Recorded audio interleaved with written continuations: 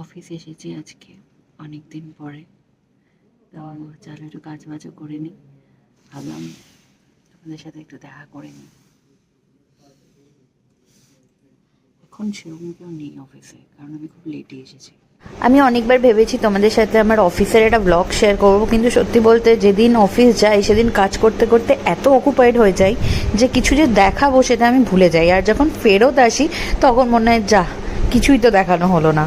তো এই ছোট্ট কিছু ক্লিপস তোমাদের সাথে শেয়ার করছি। তো এইটুকুই আমার তরফ থেকে। বাট হ্যাঁ, ইন ফিউচার আবার যখন যাব পুরো দিনের ব্লগটা করার ট্রাই করব। Hi everyone, welcome to a new blog of আমাদের রূপকথা। অনেক অনেক দিন পরে আবার তোমাদের সাথে কথা বলছি। আজকে সানডে, আর আজকে সানডে হলেও একটা স্পেশাল ডে।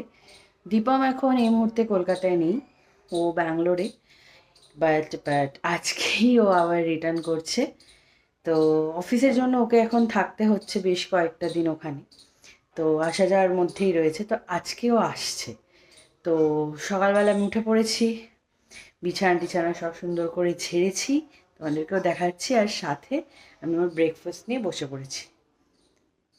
দেখো, সকালবেলা আমি ঘরটাকে সুন্দর করে গুছিয়ে নিয়েছি, পুরো একদম সাফ সাফা করে।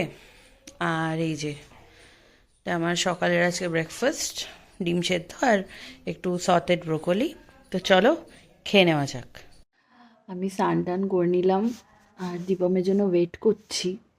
এবার ওর ফ্লাইট তো ঠিক টাইমেই এসছে, বাট একটু আগে বললো যে অনেকক্ষণ লেগেছে ব্যাগ কালেক্ট করতে। তো আমিও এখনও লাঞ্চ করিনি, মা বাবা করে নিয়েছে, কারণ অলমোস্ট 4টে বেজেই গেছে। তো আমি ভাবছি ও আসছে যখন একসাথেই দুজনে লাঞ্চ করবো। আর আজকে ও আসছে বলে বাবা নিজে হাতে, মানে আজকে প্রায় ধরো 7-8 মাস হয়ে গেছে, হ্যাঁ, বাবার শরীর খারাপের পর থেকে। তো আজকে বাবা নিজে হাতে মাটন রান্না করেছে, ওকে খাওয়াবে। কারণ এ কদিন ওর খেতে যা হয়, পিজিতে উল্টোপাল্টা খাওয়া হয়েছে, ভালো খেতেও পারেনি, বাইরে থেকে কিনে খানে খাচ্ছে। তো বাবা বলছে আমি আজকে রান্না করবো। লিটারেলি তোমরা বিশ্বাস করবে না, সকালে আমার সাথে বাবা ঝগড়া করেছে, কারণ আমি দেখছি বাবা কাশছে টাশছে, তো আমি না করছিলাম। বাট না, উনি রান্না করেছে জামাইয়ের জন্য। তো চলো, ও আসলে আবার কথা হবে। এই যে দীপম চলে এসছে ডাইরেক্ট লাঞ্চের, আমরা লাঞ্চ করছি আজকে। বা তোমার জন্য মাটন রান্না করেছে, কেমন লাগছে তোমার? হ্যাঁ, বাবা দীর্ঘ 8-9 মাস পর আজকে রান্নায় হাত দিয়েছে, জামাইকে খাওয়াবে। হ্যাঁ, জামাই ষষ্ঠীর পর থেকেই তো যুদ্ধ শুরু। আজকে খুব শখ করে করেছে জামাইয়ের জন্য পাতলা মটনের ঝোল। এই যে মটনের ঝোল করেছে, একদম পাতলা। খেয়ে বলো কেমন হয়েছে।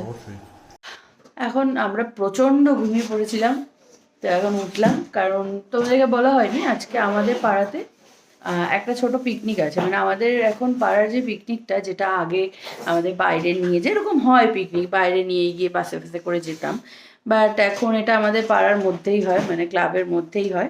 মানে ওই কাইন্ড অফ তোমার গেট টুগেদার মতো হয়, যে সবাই ক্লাবের মধ্যেই আসে, ওখানেই খাওয়া দাওয়া বিভিন্ন ধরনের আনন্দ অনুষ্ঠান হয়। তো এবার দীপম, যেহেতু দীপমকে আমার পাড়ার সবাই খুব ভালোবাসে, এবং ওরাও জানতো যে দীপম নেই, বাট যেহেতু আজকেও চলে এসছে, তো আমাকে বারবার করে বলেছে যেন আমরা দুজন যাই। তো ওই জন্য মা চলে গেছে, এখন আমি আরও যাবো পিকনিকে, তোমাদেরকেও দেখাবো। বাবা এখনই খাবার দিয়েছো, এখন আমি মাকে কোথায় খুঁজবো বলো তো? তারা ভাই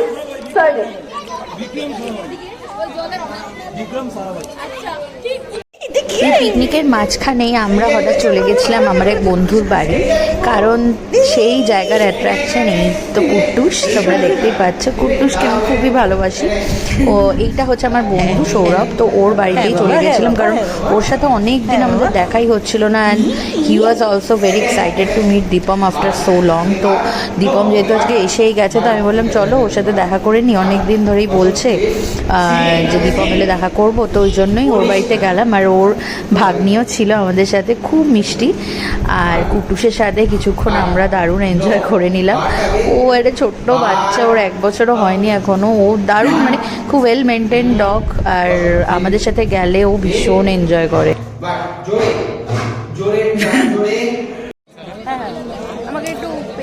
দিয়ে দাও তো।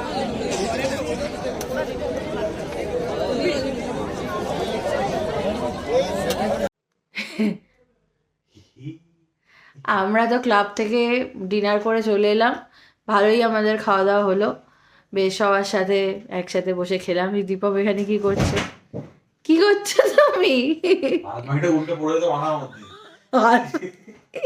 শুধু তো আলমারি না, ওখানে হাজার একটা জিনিস আছে। এই দেখো আমাদের বিয়ের প্রচুর গিফট, সেগুলো এখনো খোলা তো দূরের কথা, ওগুলো কোথাও নিয়ে যাওয়া হয়নি, আমরা জায়গা পাচ্ছি না। তুমি কি করছো ওখানে বসে? আমি তোমার জন্য একটা দুটো জিনিস নিয়ে এসেছি, কিনে সেটা দেখাবো। বাবা সারপ্রাইজ। 100 টাকার জিনিস। শোনো, গিফটের কোনো দাম হয় না, ঠিক আছে? Gift is gift. দেখি কি এনেছে। এগুলো কি? আস্তে আস্তে। ওয়াও কি সুন্দর।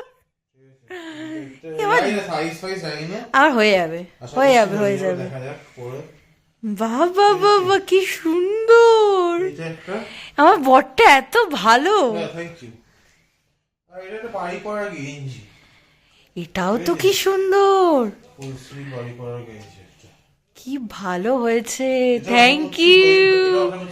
আরে হ্যাঁ, হয়ে যাবে, হয়ে যাবে। Thank you. আরো আরো একটা গিফট আছে, কি নিয়ে এসো দেখি। আরো একটা গিফট আছে, কি আছে? ও মাই গড, এইটা তো আমার কতদিনের ইচ্ছা ছিল। কি সুন্দর সিপার, থ্যাংক ইউ। বড় সিপার, অনেক জল ধরবে, 500 ml ধরে যাবে। Thank you. তোমরাও দেখলে গিফট নিয়ে এসছে আমার জন্য। মানে আমি তো খুবই খুবই খুশি, খুব সুন্দর হয়েছে প্রত্যেকটা জিনিস। আর সেটা তো বড় ব্যাপার না, এই যে ও আমার কথা মনে করে এটা এনেছে, it means a lot for me. মানে খুব খুশি, আমি খুব খুশি। এই ছোট ছোট জিনিসগুলোই জীবনে আমাদের বেঁচে থাকার রসদ, সত্যি কথা বলতে। তো যাই হোক, আজকে আমরা কি কি করলাম খুব ছোট ছোট ক্লিপসের মাধ্যমে তোমাদের দেখালাম। এখন এই যে গ্রিন টি নিয়ে বসেছি, গ্রিন টিটা খাবো। এবং যেহেতু একটু রিচ খাওয়া হয়েছে, আমার গলাটা সামান্য জ্বলছে, তো গ্রিন টিটা খেলে আশা করছি ভালো লাগবে। তো চলো আজকের দিনটাকে আমরা শেষ করি এখানেই। তোমাদের সাথে আবার দেখা হবে পরে কোনো একদিন।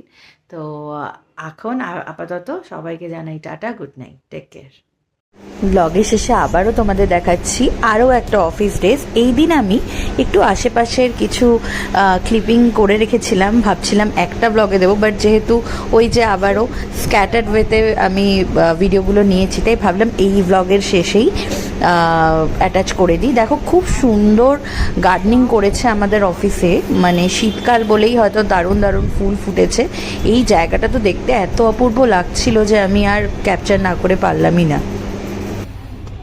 আর এই দিন আমি বিকেলবেলাতেই অফিস যাচ্ছিলাম, তাই দেখো ওখানে ব্লগ করা অ্যাকচুয়ালি পসিবল নয়, কারণ সবাই ঘোরাফেরা করে আর আমার খুবই অকওয়ার্ড লাগে ব্লগে কিছু বলতে। তো এটাই এন্ট্রেন্স আমাদের অফিসের। তো আস্তে আস্তে যাচ্ছিলাম এবং কিছু ক্লিপিংস তোমাদের সাথে আবারও শেয়ার করলাম।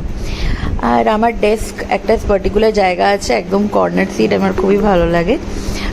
সেখানেই আমি বসছিলাম এবং কি আর করব বলো, একা একা অফিস যাই, কোনো ফ্রেন্ডস বা কলিগস আমার এখানে বসে না, মানে কলকাতা লোকেশনে বসে না, সবাই মোটামুটি বাইরেই থাকে। বাট আমি তবুও যখন অফিস যাই নিজের মতোই সময়টা কাটানোর চেষ্টা করি। কিছুই না, একটা কর্নার দেখে সিট নিয়ে নিই, তারপর নিজের কাজে পুরো অকুপাইড হয়ে যাই, আর মাঝে মাঝে একটু চা কফি চলতে থাকে। ব্যাস এভাবেই আমার অফিসের দিনগুলো কাটে, নাথিং এক্সাইটিং। অনেকেরই অফিস গেলে খুব ভালো কাটে, ইভেন আমিও যখন ব্যাঙ্গালোর ছিলাম আমার খুবই ভালো কাটতো। তো যাই হোক, এভাবেই চলো। অফিসে কথা বলতেও আমার খুব অকওয়ার্ড লাগে, কারণ এত সাইলেন্স থাকে, তো আমার কথা সবাই শুনতে পাবে এটা ভেবেই। বাট অফিসে গিয়ে আর কী বা করবো, ছোট্ট করে একটু ভিডিও করে নিলাম, কারণ ভেতরের জায়গাটা দেখানো অ্যালাউড নয় বাইরের কাউকে। তো খুবই অল্প জায়গার মধ্যে আমি তোমাদের সাথে একটু গল্প করে নিলাম। বাট এভাবেই আমার অফিসের দিনগুলো কাটলো। ব্লগটা কেমন লাগলো জানিও, আর যদি ভালো লাগে লাইক, শেয়ার